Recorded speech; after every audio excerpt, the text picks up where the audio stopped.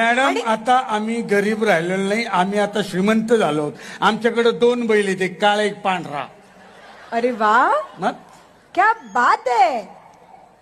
ए मला सांग, तुम्ही त्यांना असं बांधून वगैरे कुठे ठेवता? कुणाला, काळ्याला की पांढऱ्याला? पांढऱ्याला. पांढऱ्याला गोठ्यात बांधतो. आणि काळ्याला? गोठ्यातच. त्यांना असं पाणी प्यायला वगैरे कुठे घेऊन जाता? कुणाला, काळ्याला की पांढऱ्याला? काळ्याला. काळ्याला नदीवर. आणि पांढऱ्याला? त्याची लय नाटक बाई.